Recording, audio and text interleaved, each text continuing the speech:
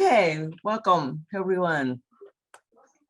When it rains, it pours. The garage door fixer guy shows up, the plumber shows up, but we're good. We're good. Welcome. So I'm June Kales. I'm a disability policy consultant, and I'm hosting these calls for the California Disaster Coalition. I'm sitting here in warm Southern California, but it's not so warm today, so I have a wintry polar jacket on. It's red, blue, and white, and brown gray hair, and hastily cleaned up office in the background with, and I'm not shamelessly displaying any books I read, or wrote, that is. So just to review for you all, the upcoming calls that we have scheduled are in January. We have on January 13th, we have power planning resilience, coping with power outages. And that's a chance to really dig at the details, the diversity and the complexity and the nuances of the lived experience and survival strategies. So the kickoff panel for that is Mary Lou Breslin from DREDF here in California, Disability Rights Education Defense Fund, Lex Frieden from Houston, Texas, and Laura Haverson also from Texas. And in planning, we have calls, have a call in the planning pipeline related to how independent living centers and other disability organizations build relationships with their local emergency management departments. What's that been like, the history of the relationship building, what's worked and why, what needs work and why, and what are some of their solutions in the making and lessons I want to share, and how much time does it take to do this. And for the panelists, there'll be a question about if you left the center, would this continue? If yes, how? And we've got a call plan later on for, I think we're calling it Going Old School. And that means, what does our planning look like in an emergency when there's no cell connectivity, no internet, and no power? What do we think about? And two of the calls in the making, one is travel safety tips for overnight stays, specifically in hotels, and one on mobile devices, tips and tricks regarding emergency use. So those are all in my making. And just a reminder, I will post how you're going to access all of these calls. They're all archived, and they are now up on YouTube. So heads up for this call, we'll ask you at your feedback. At the end of the call, I guess Cameron will put up a poll.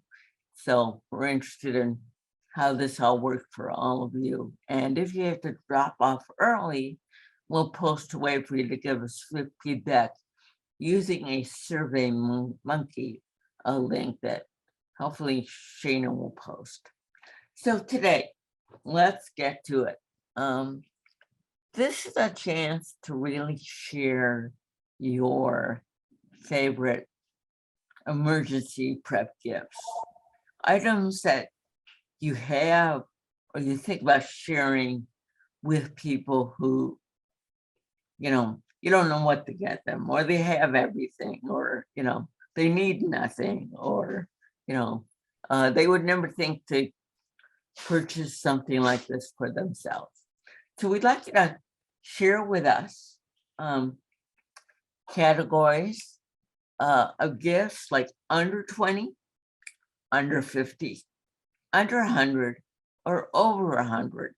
And tell us about, why they're useful and where you would get them. And then we'll talk about them. So this can be real casual. Feel free to pipe in, ask questions, raise your hand using chat if you're more comfortable doing that, or use chat to text your questions and we'll get to them. So it's really casual, comfortable, informal. So let's see. I think I've got it. Oh, Alexandra in Montana. She volunteered to help us collect these ideas and to kind of extrapolate or get from the Zoom recording or the live stream or the Otter what some of these gems are that you're going to share with us. So before we get going with sharing, Alexandra wanted to talk to us about a concept called the gift of time. Did I get that right? Yep. Okay, go for it. Okay. I'm Alexandra Enders, and I'm in Missoula, Montana. Well, I've got fairly deep and long roots with California independent living. June and I talk about this kind of stuff all the time. I've actually assembled like 4 pages of different kinds of products, but I wanted to hopefully, as we start sharing, that gifts can be not just products, but also apps and books. And I think really key is the idea of gifts of time, of your time. It makes me nervous that we keep telling people to do all these things. Get a Go Kit, scan your documents, install all these devices. And people may not have a clue how to do that. And so they're not going to do it because either they don't know how or it's too difficult to do it. And it seems to me that the idea of a gift of time, especially with the bad supply chains, and you can't just give products, is an important feature to consider. So I hope everybody who talks about the kind of hard object gifts could also think about what kind of time would be connected to that. I mean, you could just give somebody a gift certificate for a designated number of hours to assist with emergency preparedness tasks, 2 hours, 4 hours a day, whatever, and just let them pick. Of course, I gave a friend of mine as a birthday present years ago, a day of my time to do whatever she wanted me to do for her. And we did all kinds of different things. We installed screens, I reorganized furniture. Little did I know that what she decided this was a perennial gift. And every year after that, it was like, well, when are you coming over to do my time day? So if you only want to do 2 hours, say on your gift certificate, this is for 2 hours. The kind of, or you can say you want to assist with a designated task. These are all emergency preparedness related. So some examples of that are like, I'll install a smoke detector for you, or check and replace the batteries in your smoke detectors, or teach you how to use a fire extinguisher, or help you assemble your Go Kit, or assist with online shopping for emergency preparedness items. June and I frequently go online shopping together. You have to use the same browser. And then we look at products and we discuss them. The biggie is you could give the time of scanning the documents. Now you can use your smartphone and do the scanning if the person doesn't have a scanner on their printer. But, we're talking, insurance, tax forms, all those things on your Go Kit lists. You could volunteer to scan the documents and put them on a flash drive. So you buy the flash drive and then scan everything and put them there. You could help put emergency preparedness related apps onto a smartphone, including the scanning apps that are free, and show people how to use those apps. But as an example of just kind of getting started with the idea of talking about some of these, it's like if you gave the gift of smoke detectors or carbon monoxide detectors, the price range is like $100 to $200. It could be upgraded to integrate the smoke and the carbon monoxide detector with voice.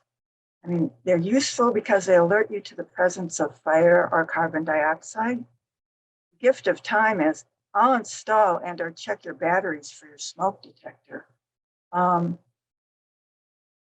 Costco often has sales on the upgraded devices that integrate voice, CO, and but I think an interesting thing to consider with all these products is there an organizational response for like Centers for Independent Living? I mean, could you identify in your community a group that assists with purchasing and installing smoke detectors? And so I think thinking of, I'll, as June said, I'll go over the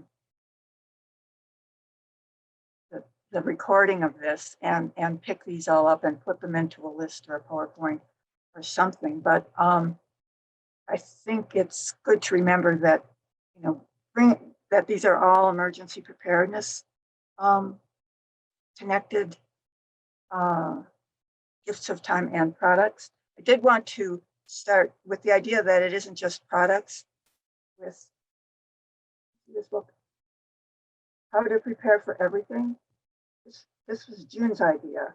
It's really a good book. And I guess I can put the web links to these things on a list. Would that work? So people could get them. This is under $20. Excellent recommendation from June. This is the Prepper's Medical Handbook. And it isn't like hardcore prepping, but it's like if there's no way to get medical assistance, like in the big one, Earthquake Hits LA, having something like this, like what do you do in case of emergency for different kind of things? This is a reference book to keep on your shelf. So it's probably better if it's not an Audible or something.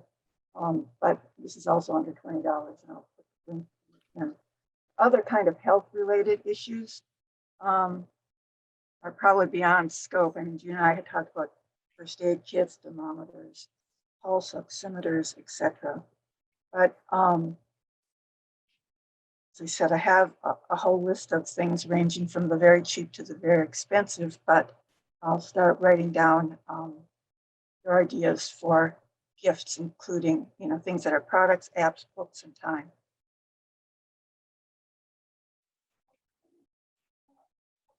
So thanks, Alex. I tried to put the name of the book in chat, those two books, but I could not get it off your PowerPoint slide because it's a picture. So It's a picture, right? I wanted So- that. Let me just repeat the names of those books. Maybe somebody who's a faster typer can type it in the chat.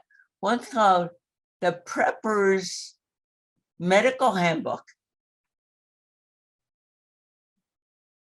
And these are I can put them, I've got links on my note, so Okay, I can great. put them into chat. okay, good. Thank you. Yeah, perfect. So good idea about the gift of time. I've made my list already for you. I haven't given you this present yet, June. Plus you're kind of far away. So anyways, how How about the rest of you? What you're thinking about a gift or in thinking about this call? What's come up for you?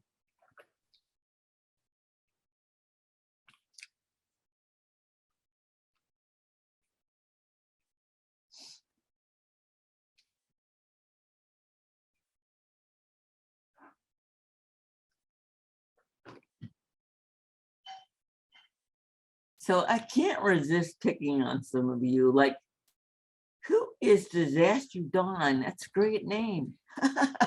That's me. Who's me? Don Albrecht up in Humboldt. Oh, okay. That's my nickname. So are you looking for more ideas of things to give to people?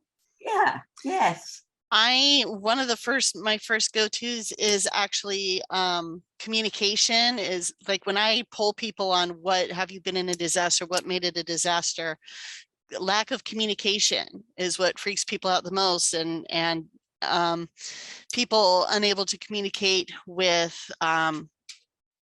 loved ones and their primary attachment figures stresses them out more than anything else in an event.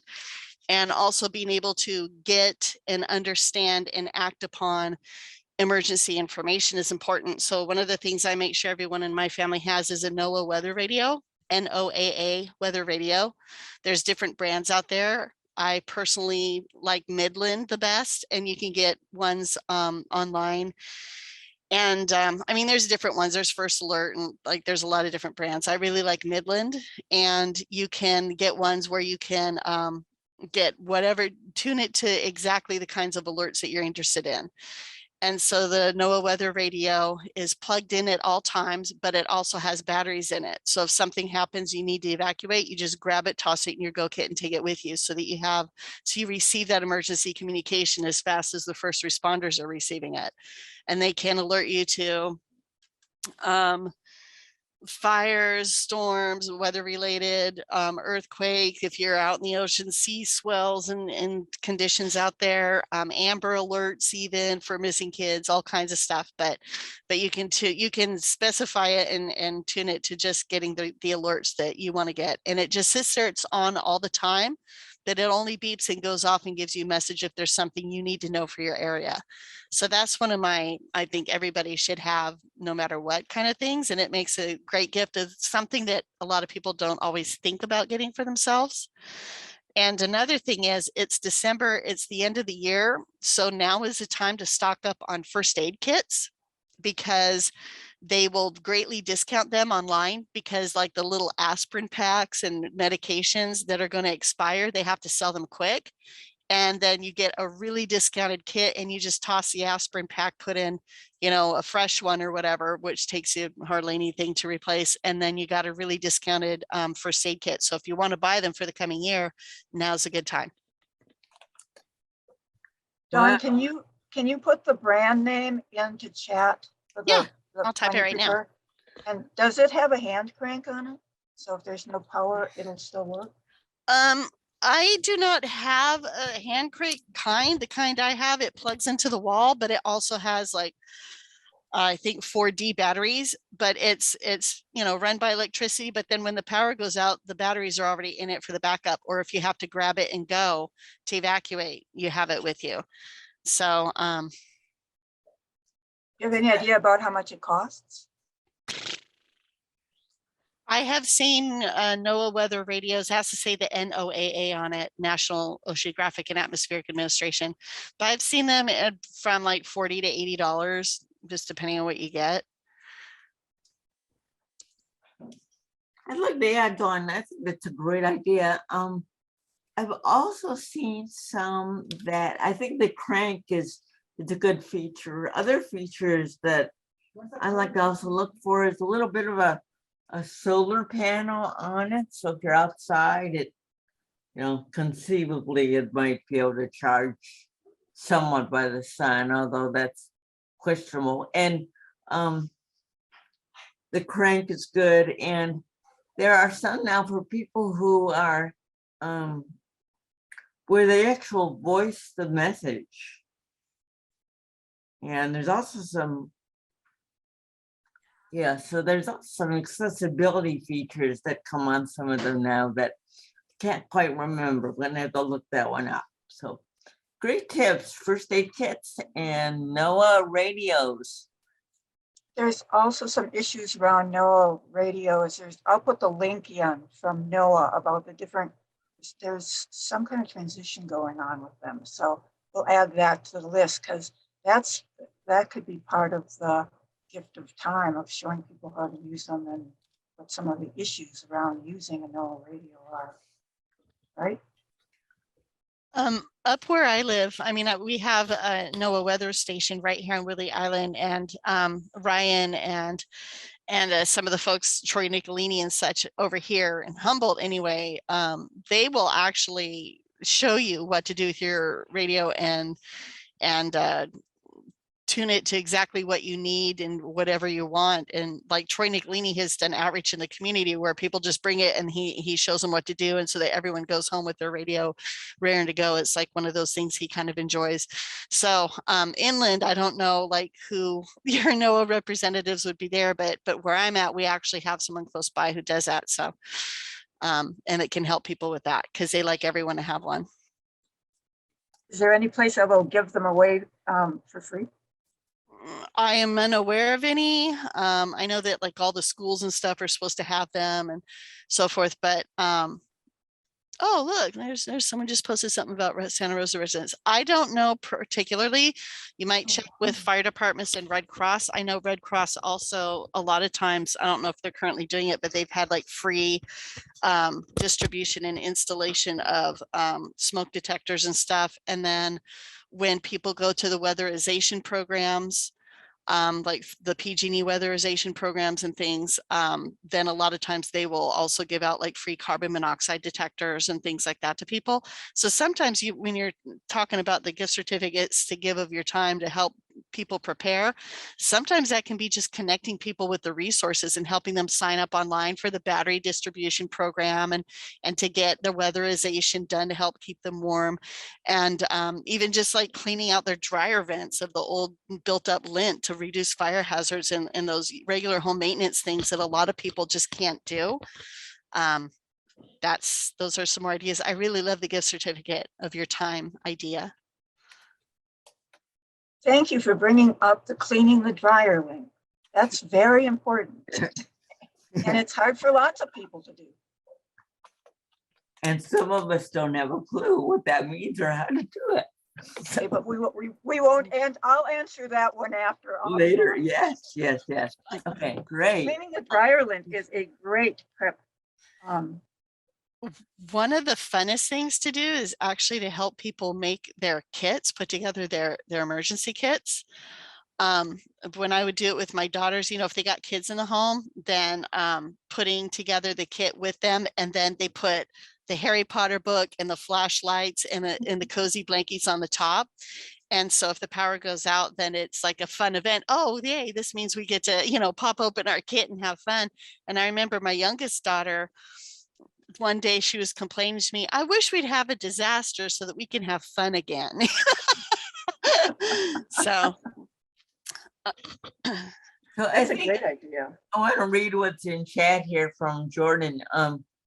Check with your local fire department. Our fire department in Santa Rosa provides free NOAA radios to residents. So I think the generic tip is search in your area for availability of free smoke detectors and NOAA radios, because often programs do crop up where they will come and also install it. And those programs tend to come and go.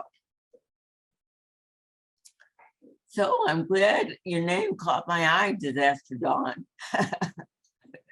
Great ideas. Okay, who else?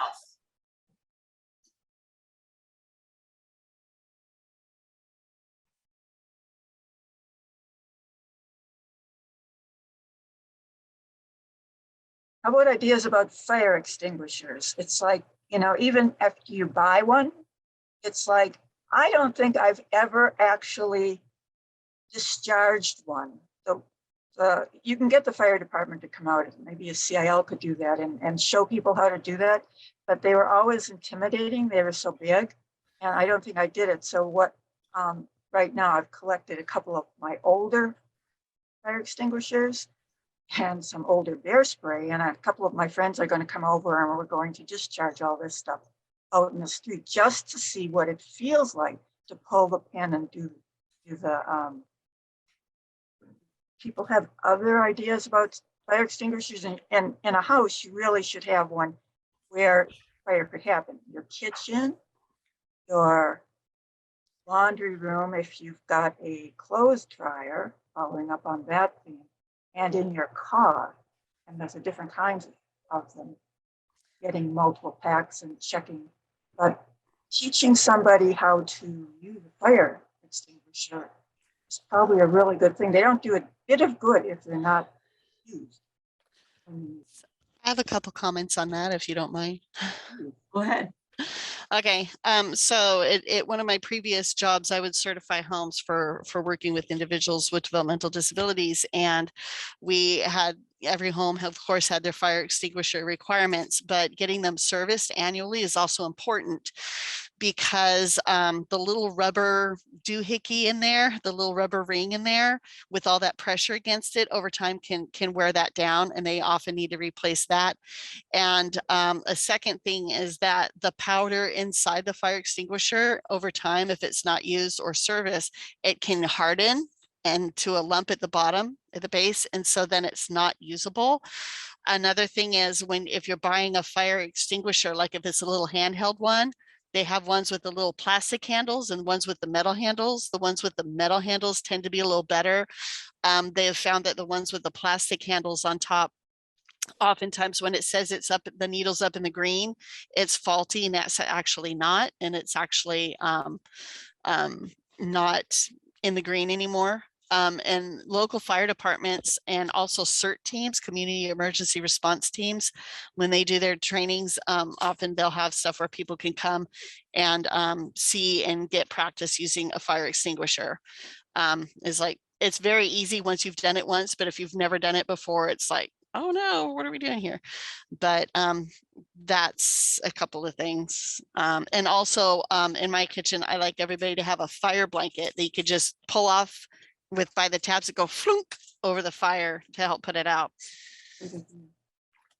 You know, I wanted to comment on fire extinguishers, and some of you have assistive technology programs, and I think testing for your own ability, your own self-assessment test, if you have a disability that involves dexterity or your hands or strength, which ones might be more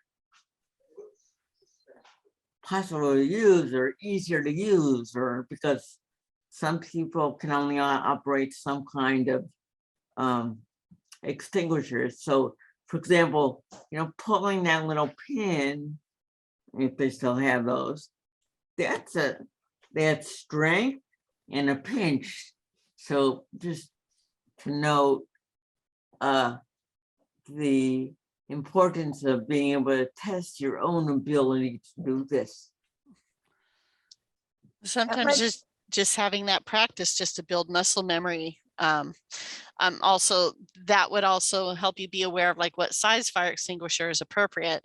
For my children, I actually get them large fire extinguishers when they get their own place, because if they have an intruder or something, those large fire extinguishers will stop them in their tracks, just shoot for the face. So they're also safety that way. And when we do active shooter trainings, that's one of the tools they tell you to grab the fire extinguisher. So that's one of the weapons you can use or tools you can use to defend yourself. Sometimes, not that I'm saying rush to the, obviously you want to get out or hide if you can, but as a last resort, if you have to fight back, a fire extinguisher is one of the things that they say that just spray it right in the face and bash them in the head. So, well, that happened during the January 6th stuff on the Hill, where somebody was injured by just somebody in the crowd hit them with the fire extinguisher. Works both ways. This might be an interesting suggestion to consumers reports, that when they look at fire extinguishers, they include what June was saying about how hard they are for accessibility, because they do include accessibility in some of their reviews. So maybe it's something to follow up with consumers reports too. And also our assistive technology programs, just kind of to look at what what ones tend to be easier for people with differing hand strength, dexterity, etc. That would be great. That's a really good point. I think we should, like, somebody should do an instructional video about using them and using people with different, ability levels and mobility, and like what they test themselves and see what worked for them or not and what challenges they had. That would be a very interesting little video study. It would be a very interesting little grant to get from some emergency management oriented group. I would like to add on that point, June, that in the same spirit, these same issues have come up around home COVID test. And there are 30 different brands out there now of home tests. So which ones tend to be more easy to use for people with dexterity issues, strength issues, vision issues, coordination issues. So same kind of thing. Hopefully those tests will soon be free or reimbursed by insurance, so we won't have to be giving them as gifts. But anyway, Jordan, how about you? Just thought I'd ping you since you had a really good point in chat. Hey, June. Sorry, 1 second. What could we give? Had something in mind. Something more on the expensive end, because we were talking, you said something over $100, right? Could be. What was I thinking?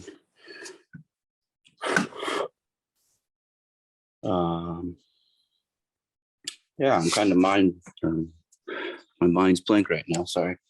That's okay. We'll come back to you. I'm sure you'll think of it. Things often float out of my mind, but then eventually they return. So how about the rest of you? Other ideas? Hello, this is Lisa. Some gifts I've given to my parents previously are solar portable battery power banks for like their cell phones. Any particular ones you'd recommend, or price range, or you had good experience with? Yeah, I'll put it in the chat. The one I previously purchased. This one is $36.54, and it's cool because it has extra solar panels that you can attach to it to help make it charge faster. Hmm. And it's waterproof. Another So one that's of good. those, like these little ones, and it's about the same size as your phone, so you just kind of stack them on top once you take them with you. I don't know if you can see that, Lisa, the video. Yeah. Oh yeah, it looks pretty similar. Yeah.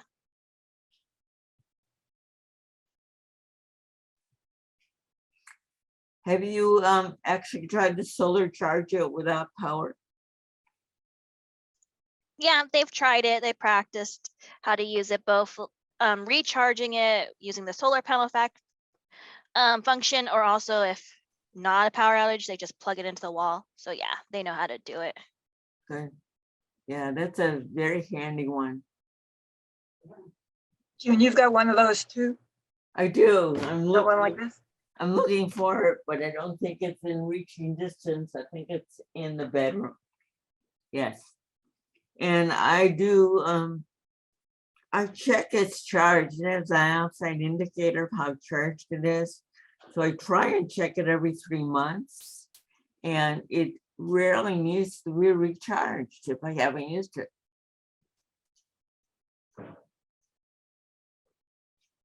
Great idea, Lisa.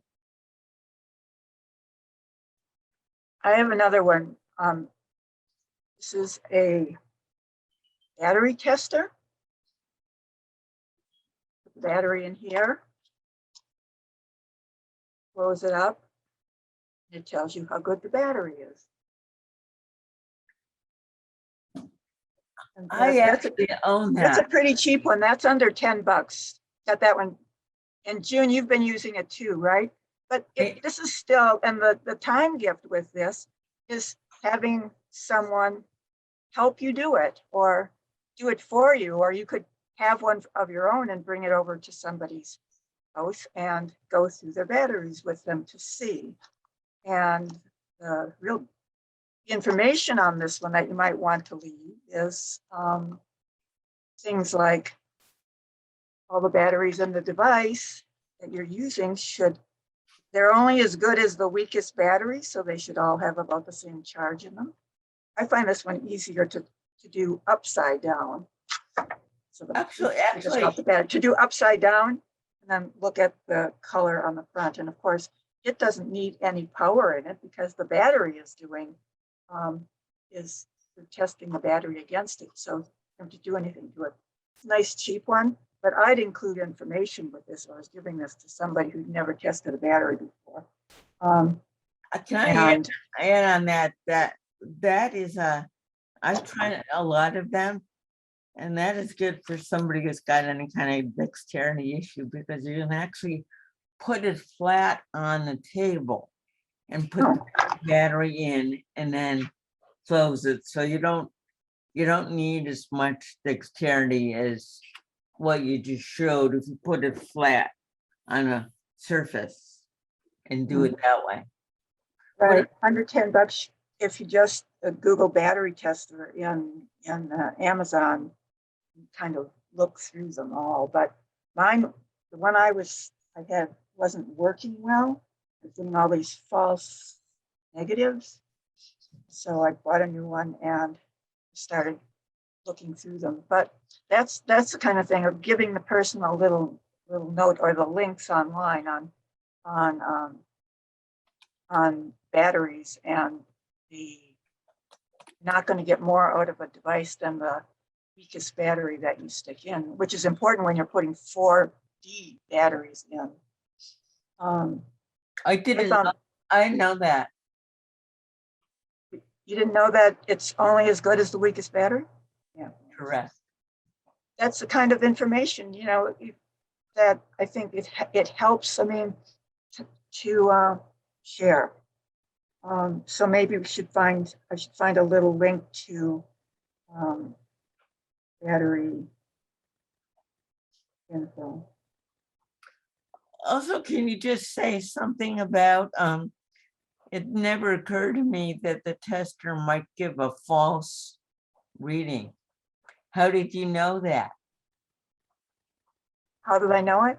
Or Because how when did- I finally jiggled it around enough, it finally gave me a reasonable one. And these were brand new batteries. I mean, they were saying that my brand new out of the cellophane Okay, double A's weren't working. So I figured something's up with the battery charger or battery tester. Can I give you a shortcut tip for testing batteries? Please. Drop them. If they bounce, they're bad. If they clunk and fall over, they're good. If they bounce, they're bad.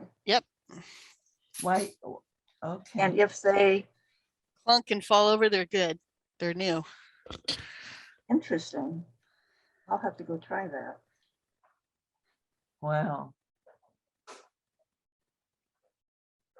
That would be something. How many of us drop the batteries when we're putting them in a device, right? Well, Um, that goes back to something you said, Dawn, about you always have your 4D batteries and your NOAA radio. And it's good, but I have ruined things by keeping batteries in them too long. And they corroded the device, so it was no longer usable. And June, this is Russell. I want to be careful too that I'm sorry, I just picked up on the drop them, and if, I want to be careful too that we're not advising people to do something that's risky or dangerous too. So, maybe safety is also a thing, and making sure that if you are developing a testing mechanism that the manufacturer of the battery also agrees that it's a viable test. Yeah, so you're thinking that might be something unsafe about that. Yeah, Yeah. I just want to be careful. That's all. Yeah. And it's not that I think that it's a bad idea. I just wanted to caution against it being best practice and somebody getting hurt. And yeah, I would hate to see that happen. Right. Duly noted on that. Just for the record, I only hold it up an inch or two and drop it on the countertop. I don't like, throw it down, Yeah, I got it. I got it. Like I also likewise would not advocate that people lick batteries that are in like remote and things. It's just not a. I Not did a- refrain not a myself good from idea. mentioning that. I did refrain myself from mentioning that, but I do that. And actually Yeah. my batteries in all my devices, when I do the Mhm. clocks and set them back and we check the batteries and test our alarms and stuff, I check all those batteries too. And if it looks like any corrosion's going on in there, I take the eraser from my pencil and the scoop and clean in there and make sure there's new fresh batteries and it's all blown out. Mhm. And rotate supplies in your disaster kit at the same time. So that's kind of my protocol. But yes, please, and don't throw them and bounce them off each other's heads either. No, Thank you. none of that. So thank you. Yeah, I also, I will say there's a big value in physically inspecting batteries too, and knowing what to look for. So thank you for bringing up the corrosion issue as well. So thanks. And thank you for bringing up the safety issue, because when she said to drop them, I imagined, dropping them from afar. So not an inch. I'll see if I can find something written online that seems to be approved, maybe not well approved, but it has some tips for doing that. I also did, got some PowerPoint slides on how to wrap your batteries in blue tape before putting them into these are spare batteries, not when you're going to put in a device, how to wrap them in painter tape when you put them in your Go kit, so they don't do what June was describing of like leaking all over everything and corroding everything. The corrosion itself, just touching it, is dangerous to your skin. So I'll see if I can find a link.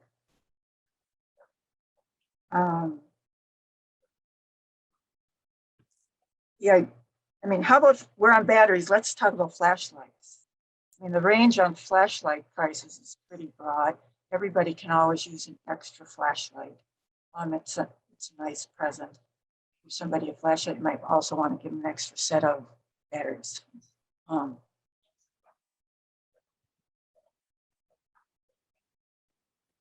Well, I feel like I had to replace a lot of my batteries because I noticed I live in a very public area, and I've noticed that people outside now have a much brighter flashlights than ever before because of the LEDs. And so the beam goes so much further. Sometimes I feel like headlights are coming in the window.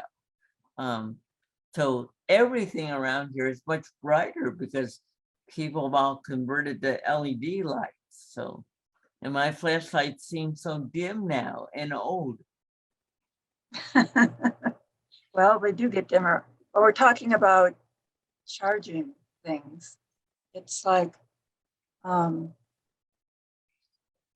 lot of my stuff is related to cars. It's like there are now these wonderful battery chargers. Yeah, they are battery chargers. You can charge your phone, but this is a Booster Plus, and from NOCO, about $100.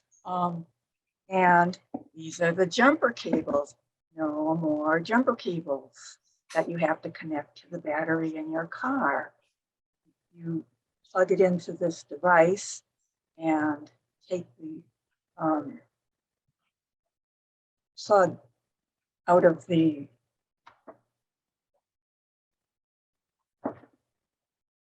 after it's plugged into the charger, then you put them on the terminals in your car like you would regular jumper cables. You don't have to connect them to another battery, and it won't let you, it will not jump the battery in your car unless you've got them connected properly. And what's wonderful about it is you can also charge your cell phone with it, and it has a flashlight. I think the flashlight's on. Here's the flashlight. It has a flashlight with it. And of course, it runs in a whole bunch of different. So I wouldn't, Costco's got one right now for around $60. I got this on a flash sale one day, and it was half the 125 down to 62, but they tend to come in around $100. And you ever had to jump your battery? The discussion that had a couple of months ago about using your vehicle, car, to charge your devices, it's like real easy to run down your battery. If you do, then you need to jump it to start your car. And these work under, it is on the pricey side because they're about $100, but it's very multi-purpose. To that one and a couple other ones. You know, during COVID, I had to call the auto club a few times because my battery died in the car, and they came with one of those. They don't do the thing where they connect. Jumper, right. They just use that. It's like a minute. Right. I'm waiting for my first rescue on the road where I do that with somebody else and their jaw drops down because it's like, where did you get that? It's like, it always made me nervous to connect, to jump one car from another car. And I think that we're going to have a lot more of the dead batteries. So it's an interesting, though a little pricey device, worth considering. I see, Dawn, I'm sorry, I can't remember your first name. Disaster Dawn, your hand's up. Yeah, so just borrowing from some of the things we give out to our clients. So if you want to be more pricey, the little Jackery Explorer 240, they have those portable power stations and they have solar and all that now, but they seem to keep a charge pretty good. And that's for little devices. If you have somebody who has, I should just probably undo my, put me on video here. Okay. If you have somebody with medications, the little mini fridges, and these ones actually can do cooling or heating of foods. And they have a thing that you can plug into your car and they're really super lightweight. So you can just grab them and go. You can get them a handy dandy backpack and then fill it with goodies such as little first aid kits or water canteens. And for people who have to measure out their meds, it's got the, or measure their water intake or whatever. It's got the little measuring thing on the back. This is a little emergency radio thing that does wind up that was being mentioned earlier. The Luminade lanterns, these are awesome. Everybody loves them. They work fantastically and give off a lot of light, and you can put it's solar charged and you can plug in your like cell phone or whatever devices like that to charge it. You can throw in the an emergency blanket or some hand warmers and foot warmers, of course, flashlights, deck of cards, some little hygiene supplies, some masks. There's lots of things that you can just like throw a bunch of little things into a bag and give to people so they have a head start on their go kit and have it hanging by the front door or wherever is convenient for them to grab and go. So then they just add, you know, their pairs of clothes, their meds or whatever, and make it quick and easy for them. So there's just some more ideas just based on stuff we're already giving out to people anyway. Great ideas. Let's talk about those emergency blankets, the space blankets.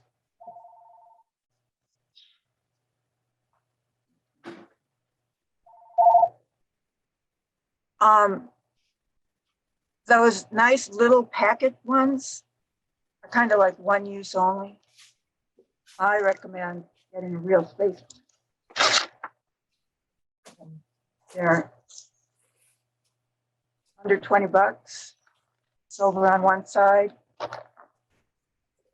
This one's red on the other. Don't get the green ones. Red works better for like signaling. If you can find an orange one, that's even better.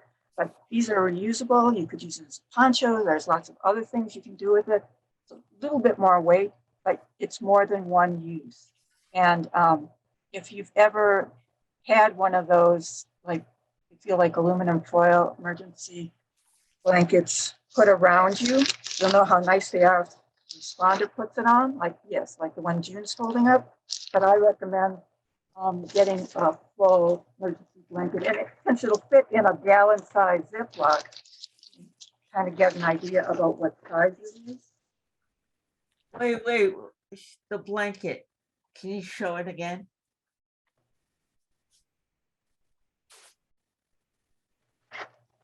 And it's about 7 feet long, And how much is it?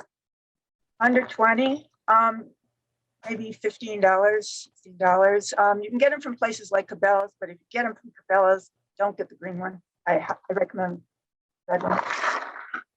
And left side, you would generally want to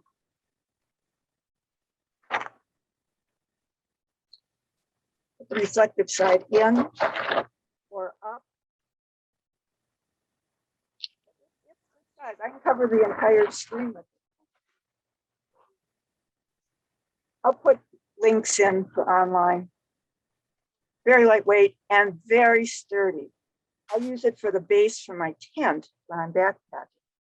But they're warm. If you just wrap it around yourself, they're warm. Well, they're certainly warmer than those little aluminum foil ones.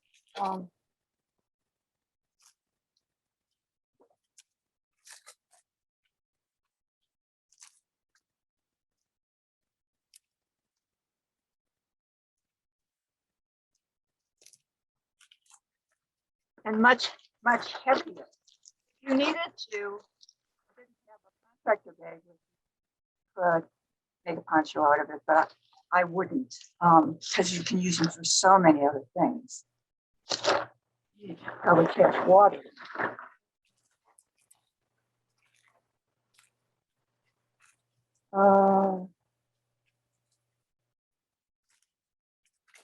Let's talk, since we're all using computers, right? Let's talk about power strips with surge protectors on them, or surge protectors in general. As a safety thing, if you've, because California's got all these like up and down with the power a lot, right? So you can completely fry all of your electronics. I sent June a picture I knew would get her attention of, you get a good enough surge, you can start a fire if you don't have a surge protector on your power strips. It's an interesting present to get somebody, and pricier, probably the better board. And then, you know how you love cord management with all your computers, all the cords that go in. The gift of time is power strip with the surge protector on it, with replacing the existing power strip and all the cord management. It seems like whenever you plug and unplug things, you've got cord management. So I think that would be, a lot of people would appreciate that you would be swapping out. I was hoping Bruce would be on this call because he showed on one of the calls a power strip surge protector and had a digital display, and I haven't been able to find. It would really. Don, you already probably do this. It's like the duplicate tools idea. June tells me that most California, if you've got natural gas coming into your house, that they've got automatic shutoffs for an earthquake. For the But if new you don't have that, and probably not everybody in the state's got a gas meter with an automated shut off, then you need to, you'll need a wrench, an adjustable wrench to turn it off. If you're going to turn your gas meter off, you need that. Well, instead of running in the house and finding a wrench to turn it off, I hang a wrench with an upside down plastic bag over it on my gas meter. So it's right there. And I got that idea from California Regional Centers had a booklet with ideas around preparedness. And I can't find it again. I can't find it here at home, but they had the idea of putting the wrench out with the gas meter. So if there's anything that you're going to need to do in your house before you leave in a hurry, have the tool that you need to do that job with right there on site as general principle. Don probably has like 6 ideas for how to do that, I hope. Other kind of places except for the gas meter. I do have a couple ideas, and I'm glad the regional centers, trying to do that. I know in the past they did not really have a category for emergency planning supports as a funding category. So I believe they've fixed that now. What I have done, because I used to do trainings for regional centers and service providers and clients, is and at my house and in my neighborhood, I like your Ziploc bag because things do rest and everything, but I put a potty poster in there. I don't know if you guys are familiar with potty posters, but it's just like a poster you put up like in the bathroom or places like that where you have a captive audience. They're not going anywhere for a few months and they can read and see, different kinds of tips and tricks. Collaborative agencies responding to disaster online have a bunch of different potty posters, and one of them is how to shut off your gas. So I slipped that potty poster in the gallon Ziploc bag with a shut off tool. There's a combination water / gas shut off tool that you can buy, but you got to make sure it actually fits with your utilities, and otherwise the adjustable wrench, like you said, is fantastic. But also with that, letting people know how to check to see if you should shut it off, because unless there's a leak, you don't want to shut it off, Right. because you got to wait for PG&E to turn it back on, and that may take a really long time. Right. But you should let your neighbors know, and you should go out and check your gas meter to see what it looks like excuse me, when it's normally running.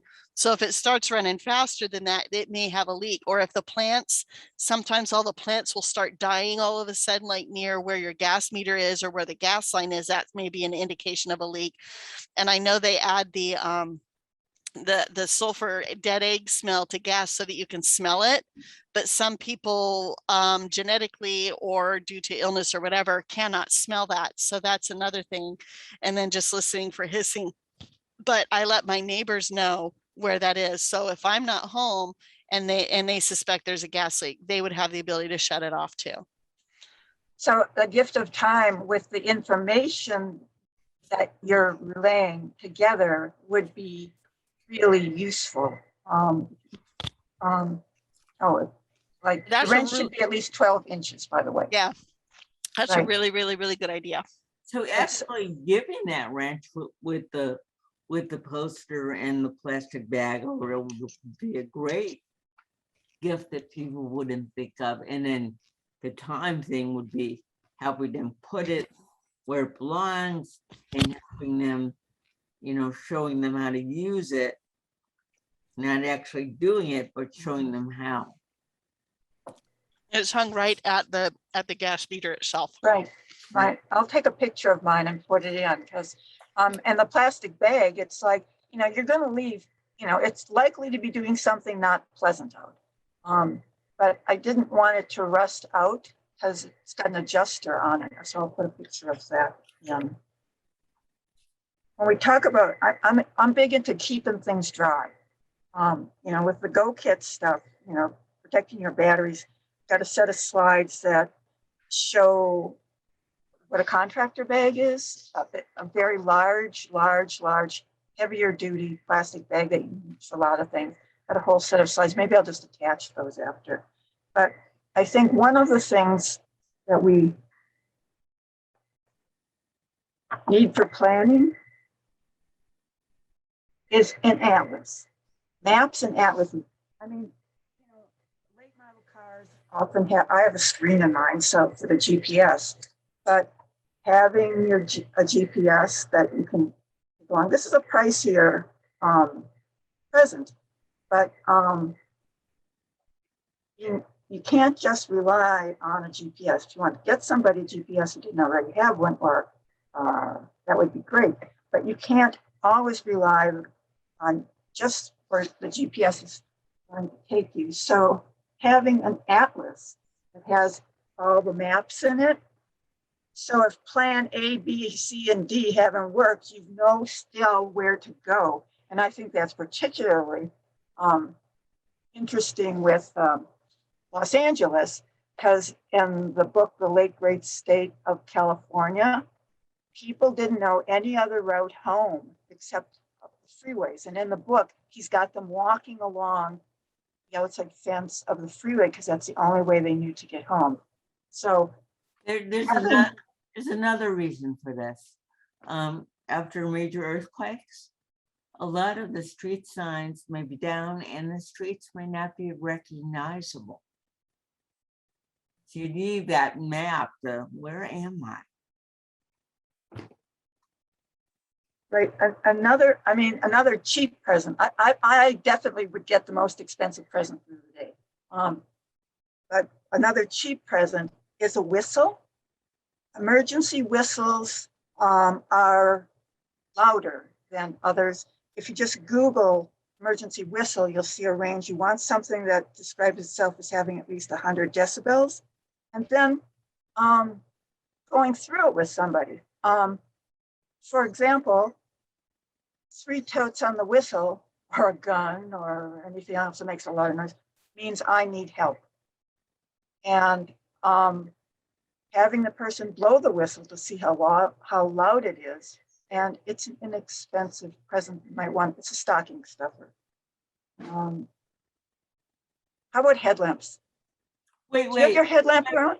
before a whistle, before you leave whistles, you know, whistles have been important in your bedside kit or home kit or bathroom. If you're trapped, for example, after an earthquake and you need to make a noise, but from a disability perspective, it's your ability to test, can you use a whistle? Do you Yes, have that yes. breath? But if you can't, there are other noise makers you could use that you should keep around. Whether For example, whether it's even keys or bang, using something to bang. And the search and rescue people have taught me that if you need to be discovered after an earthquake, if you are trapped, to wait a little bit, to not start right away with the whistle, because don't wear yourself out. Wait till they can hear you, wait a little bit, and then just do it periodically. right. What would you call that? Isn't, I mean, working with people to understand how to use the emergency preparedness tools is more than a gift of time. I mean, one of the interesting things about one of the things Don and Gina are saying is how to do it. Yeah, I And just what you need to call it an consider. ability self-assessment test. An ability I don't like the word test, assessment, ability self-test or something. Testing your ability and something like that. Because, you know, not everybody can blow a whistle. Not everybody can use a fire extinguisher. You know, what can you do and what do you need help with? That's a great idea. And a lot of this stuff, it's like, now I'm going to confess that I haven't updated my GoKit scan documents in 4 years. It's like if I had somebody who came over and said, okay, if they just sat there and had me do it, I can do it. It's just it's like, this is like boring to do, and I put it off. It's like, sometimes the gift of time may just be the reminder of it. And not letting the person like, oh, well, I need this other thing done. It's like, no, let's do your emergency preparedness stuff. Because it often drops to the bottom of everybody's list. Hmm. It's a good idea.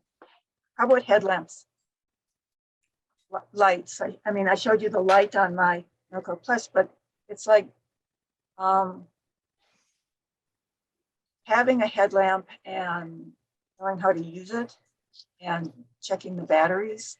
Students got one that you plug into power with a USB cord, so it's lighter, doesn't have batteries, but having that so your hands free while you're doing all this other stuff and the lights have gone out and you're going down the stairwell on your butt, that you Or need to. if you're riding your mobility device in the street and you want people to see you, the new catalogs, Sharper Image and others, they have a new one that I think is easier for a lot of us to use. It's just part of a snow cap, a beanie. It's attached to the beanie. You just put it on your head and it's right there. No strap to adjust or anything like that. With that, you have to keep in mind that it can move and it's hard to get it into the right position so you can see. So you've got to have really good neck flexibility, and it slips. It's like headlamps have a tendency to slip. And one way to not deal with so much weight on your head is to get the kind of backcountry version where it goes around and then goes over, and it's got a wire with the batteries go in your pocket. And some of these things, like the flashlight or the headlamp, if you think that you may have to leave your house in like a dark stairwell and go down lots of steps, having it near the head of a knob, I think Don said something like that, leaving it on the doorknob. But it's another thing. It's like where the gift of time is working out with the person how to use it best and fitting it to themselves personally, because Right. most of them have elastic with, and you don't want to be fitting it when you need it the first time.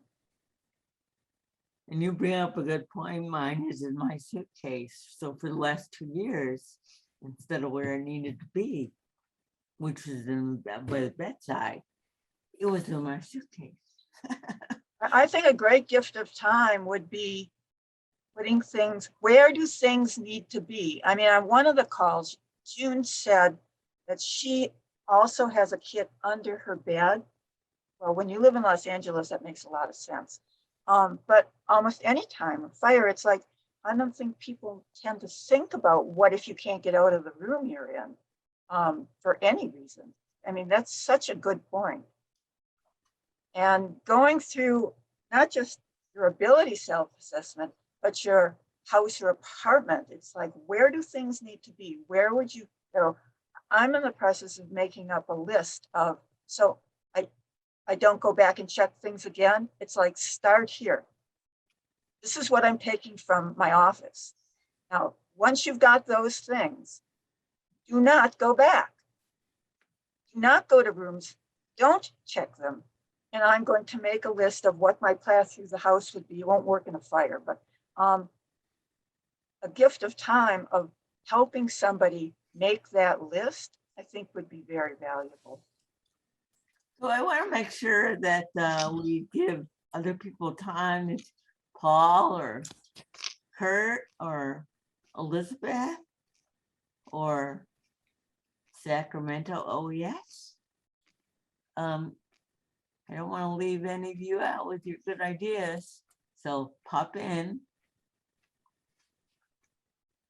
And Dawn, I do see your hand up. I just want to make sure we're not leaving anyone out here. Mhm. Lisa, Russell.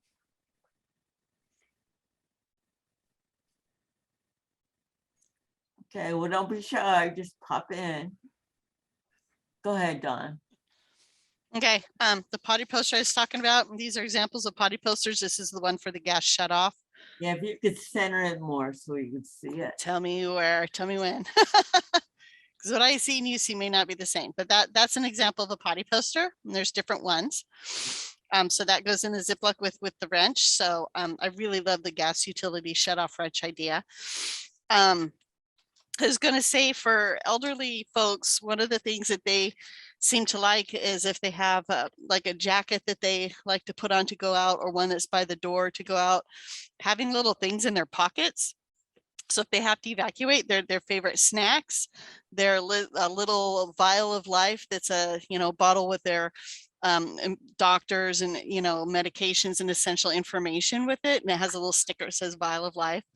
Or you can do one and have it in the freezer or by the bedside or in the glove box of the car. Those are usually the places that they look for it. And there's little stickers that say either vial of life, or like Shasta County stuff, it's a file of life, where it has a person's essential information. So if they can't speak for themselves, and also if they have communication issues, having a communication dictionary put together for them, or make your own homemade quick points. So the important things that they can just point to and show, or if they speak English isn't their main language, having like Google Translate on their phone and show them how to use that. So there's communication is always very high on my list of things that I like to navigate for people and help them problem solve for that.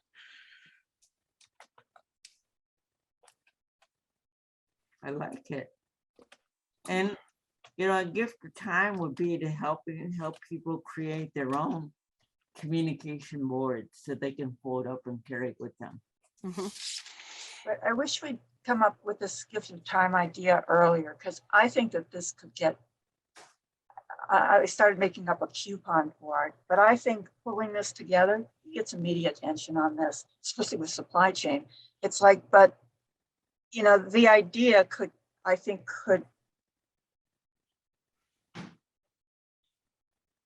get media attention and is broader than a disability issue, but it's an extremely important disability issue.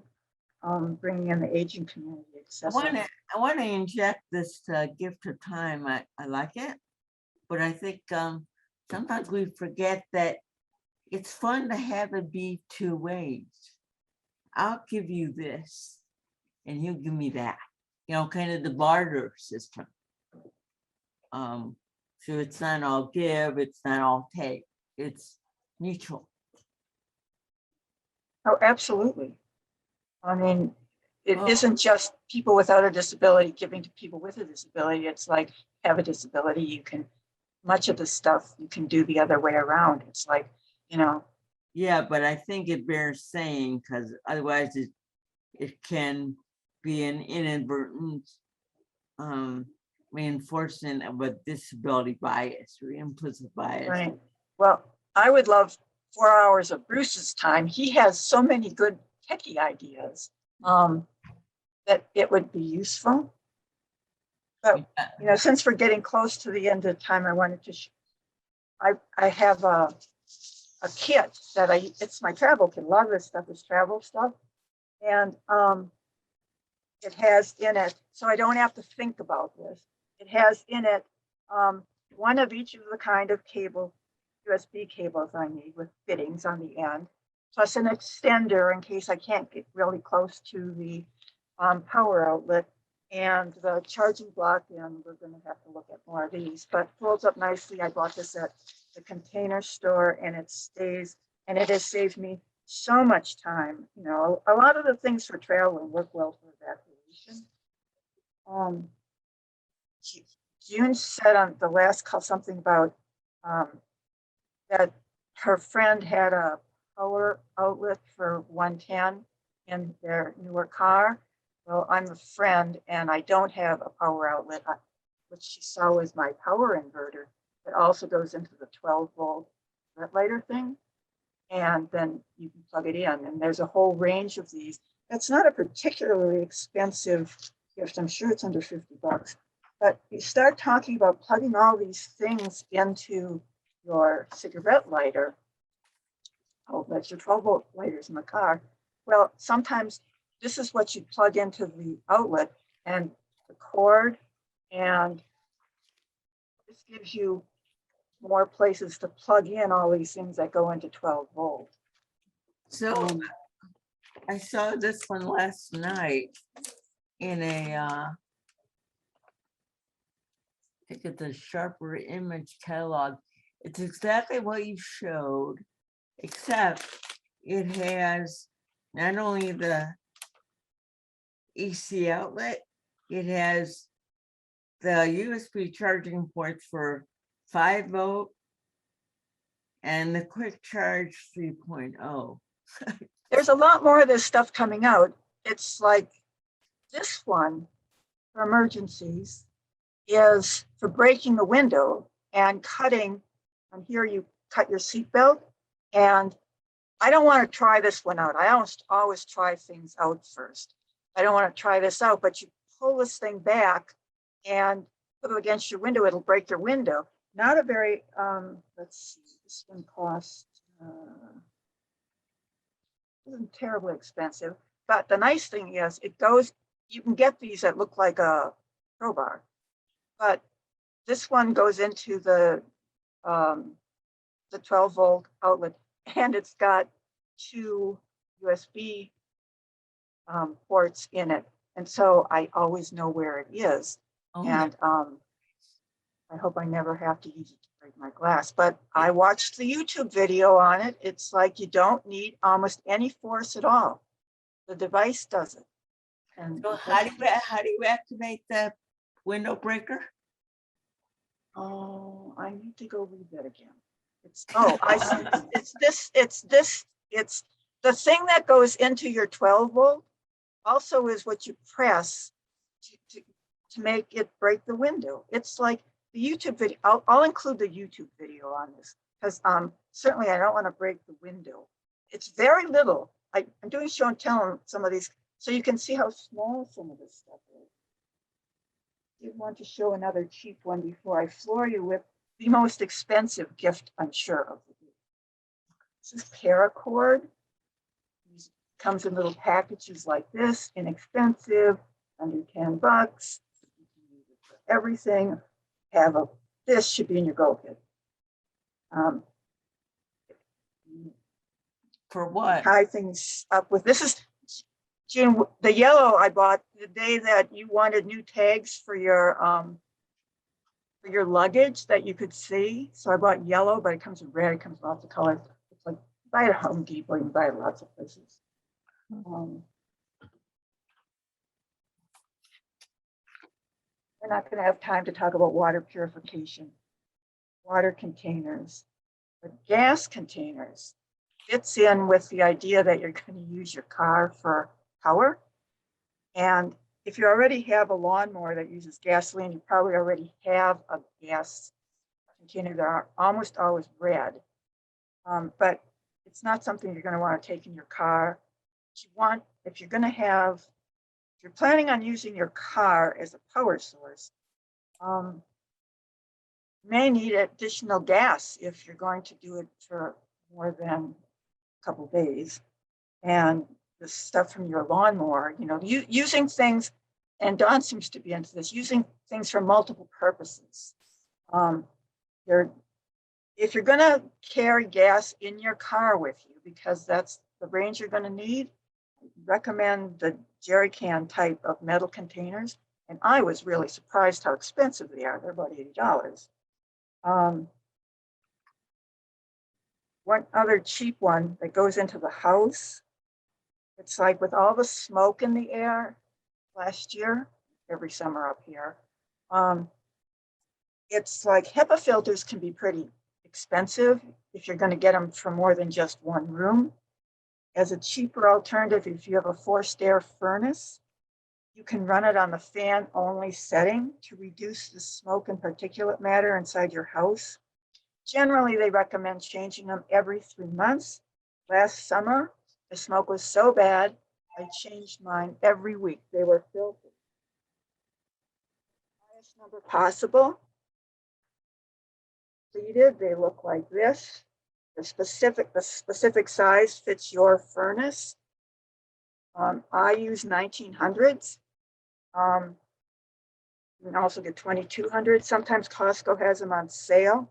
And you can be practical. It's like, this is the one that normally I would put in. It's 14 inches, but Costco had 16 by 20 by 1. So I got that, and it sticks up a little bit, but it's in the right plane. The idea of furnace filters is a gift plus time, since you need to figure out the filter size. They're really easy to replace. One of them can, at the 1900 rating, can be like about $19, but I was buying them as a 3-pack. Those work. Also, for all the smoke, later model cars, they have a cabin air filter. My Subaru has one. They're $22. I learned on YouTube how to do it. It's a gift of time, because you take it in and have the dealer do it, and it's probably going to cost $60 or $80. And my expensive one of the day is, if you are really good this year, Santa could bring you a Ford F-50 hybrid. They start at about $40,000, but they have a Pro Power onboard system, which transforms the vehicle into a generator able to power your house for 3 days. It was one of Time Magazine's inventions of the year. So Santa's rich, but if you know somebody else, because apparently they're doing that with some electric cars too. And they were using them in Texas when all of the power went out. And so you can power your house with an electric vehicle. It's worth looking at. It could merit another discussion. But if anybody else has a 40,000 plus gift in mind, or would like to give me one.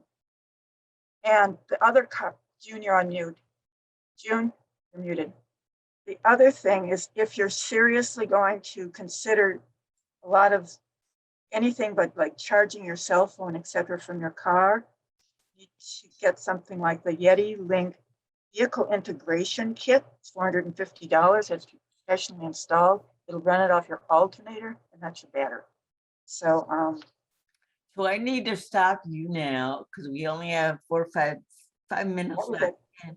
But thank you for this wealth of items to think about and employ, and including time, which is very valuable. It's priceless, but really important. So, Cameron, do we have a poll to put up, or do we just use the? Unfortunately, June, I do not have a poll, but that link that you put in the chat, and I put in the chat, that will serve as our post-event feedback survey.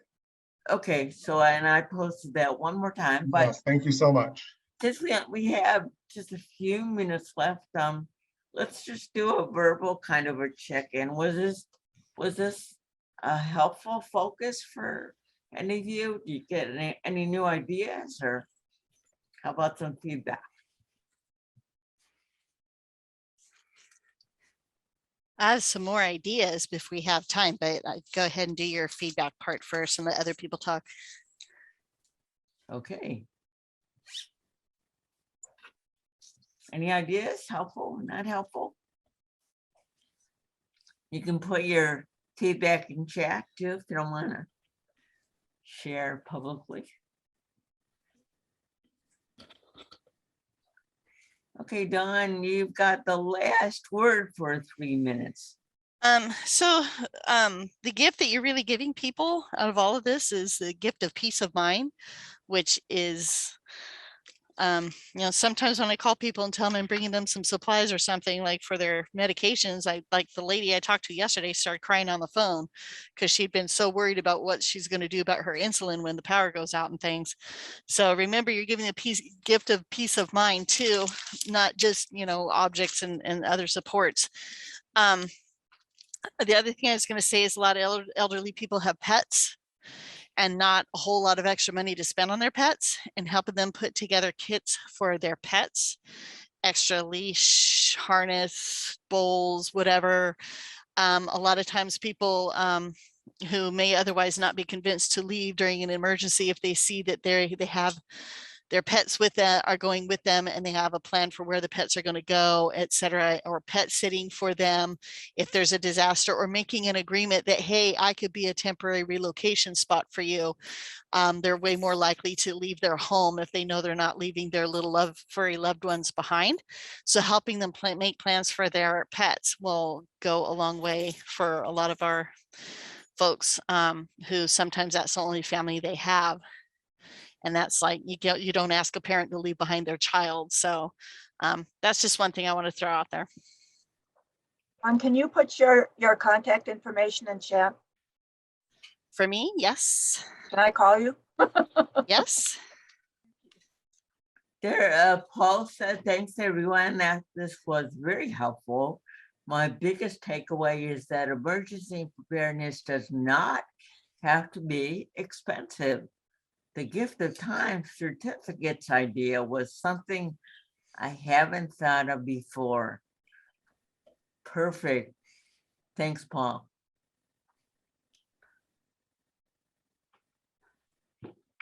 And Don, thanks for your contact information. So am I calling you by your last name? Or is that your first? My name is Dawn Albrecht, but I Okay. used to do a lot of emergency planning for like regional center clients, and I did a lot of trainings. And it got to be to where when I'd come in the door, they go, here comes Disaster Dawn, because I talk about what's going to really happen in Cascadia and how are we all going to survive without a scratch on us, you know? Yeah. So they just started calling me Disaster Dawn, and it stuck. It's actually on my business cards now too.